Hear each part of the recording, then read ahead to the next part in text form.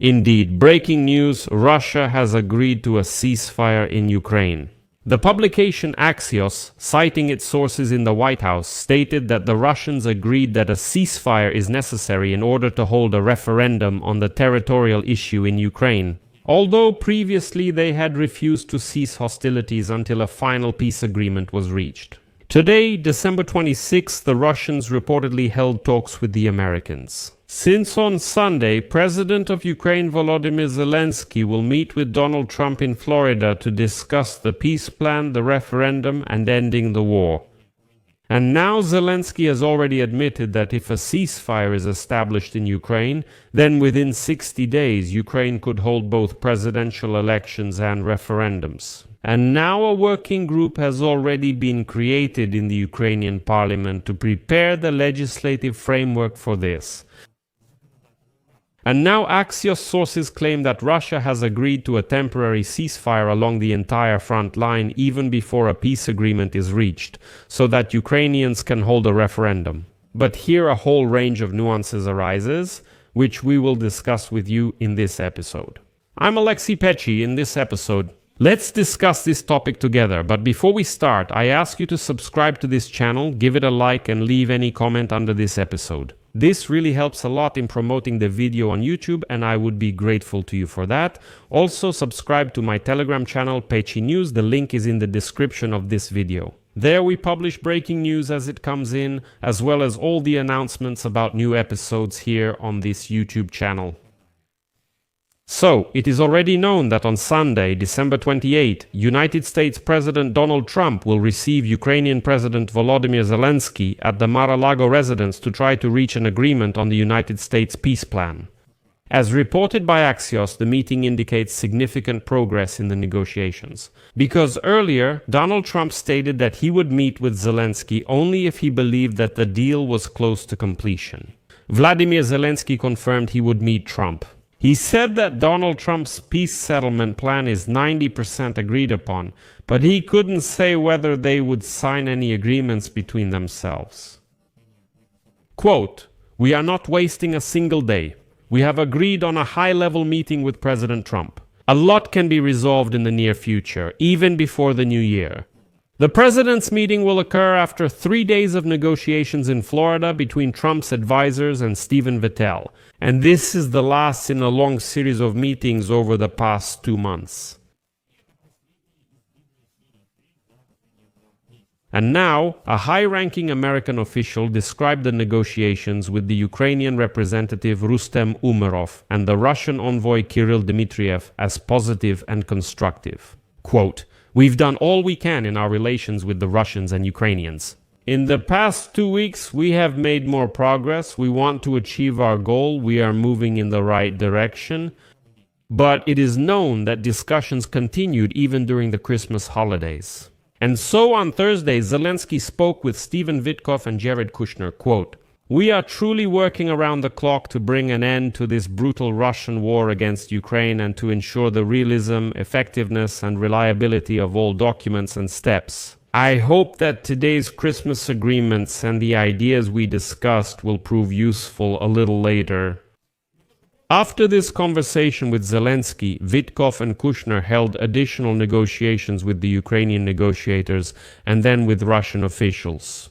The Kremlin reported that Yuri Ushakov, the chief aide to President Vladimir Putin on foreign policy issues, held talks with his American counterparts, but the Russians decided not to disclose the substance of the negotiations. They believe that negotiations should not be discussed publicly in order not to disrupt them. And this is where things start to get really interesting. According to officials from both countries, most elements of the agreement have already been agreed upon between the United States and Ukraine, including the security guarantees that Kyiv will receive from the United States and Europe. A high-ranking American official confirmed today that the United States of America is ready to submit the security guarantees to the Senate and the House of Representatives for ratification with the text based on Article 5 of the NATO Charter. This is important. "We have achieved that the United States Congress will ratify the security guarantees for Ukraine, and therefore they will become legally binding. And they are not tied to any specific individual like Donald Trump. That means it won't be an agreement between Zelensky and Trump, it will be an agreement between the United States of America and Ukraine, that is, between two states. The Ukrainian parliament will later ratify a similar document, and therefore in the future, if the United States suddenly wants to withdraw from this agreement, they will have to notify Ukraine in advance. They must do it far in advance.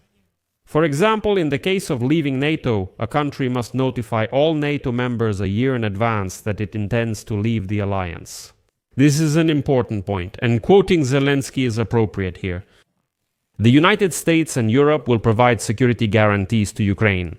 If Russia invades Ukraine, there will be a military response and sanctions will be reinstated. Plus, it should be noted here that the issue of control over the Zaporizhzhia nuclear power plant has not yet been resolved. And this will also be discussed between Zelensky and Trump in Florida. But the main stumbling block is Russia's demand that, as part of any peace deal, it controls the entire Donbass, that is, the Donetsk and Luhansk regions. Ukraine categorically refuses this. And here an interesting detail has emerged that simply cannot be overlooked. The United States of America proposed turning the territories from which Ukrainian troops would be asked to withdraw into a demilitarized free economic zone. In other words, this is a zone that is not under the control of either Ukrainians or Russians. Zelensky stated that Ukraine might agree to this, but insists on a comparable withdrawal of Russian troops from the current line of control. And he emphasizes that territorial concessions must be approved in a nationwide referendum in Ukraine. And here we have an interesting situation. That is, it is impossible to conclude a peace agreement without holding a referendum, but it is also unrealistic to hold a referendum during wartime. It turns out we've hit a dead end again. Not quite. Volodymyr Zelensky has already stated directly that Ukraine is ready to hold presidential elections, and this very referendum on territorial issues, even under martial law in Ukraine. But to do this, Ukraine needs a complete and total ceasefire. During the referendum process, the Ukrainian people can decide if they are willing to make territorial concessions. It's important to note that Zelensky has already directly stated, Zelensky told Donald Trump, that there are only two obstacles on the way to elections and the referendum. The first is Ukraine's legal framework, which allows voting during wartime, and the second is security guarantees for every Ukrainian who goes to vote. There must be guarantees that Russia won't attack Ukraine during this time. The first issue is already being addressed. Today, December 26, a special working group has started operating in Ukraine, which will be preparing legislative proposals for organizing and conducting elections during martial law. The second issue of security guarantees remains, before the signing of a peace agreement. This is crucial, as a peace agreement requires a referendum, with the final decision up to the Ukrainian people. We either agree to some kind of demilitarized zone in Donbass or we don't. And so, the publication Axios writes that, quote, the American side approves of the idea of a ceasefire in Ukraine as part of a reached agreement, but the logistics will be complicated. According to a high-ranking American official, the Russians, who previously opposed a ceasefire before a peace agreement was reached, have nevertheless agreed that a ceasefire is necessary to hold such a referendum. However, according to the official, if Ukraine wants a 60-day truce, Russia is trying to demand a shorter period. In the end, this is the issue that will be discussed. It will likely be a key issue in Florida at the Trump-Zelensky meeting. Because once again, without a referendum, there will be no peace agreement, and without a ceasefire, there will be no referendum. That's the kind of delicate diplomatic game we're dealing with. I'll leave it at that.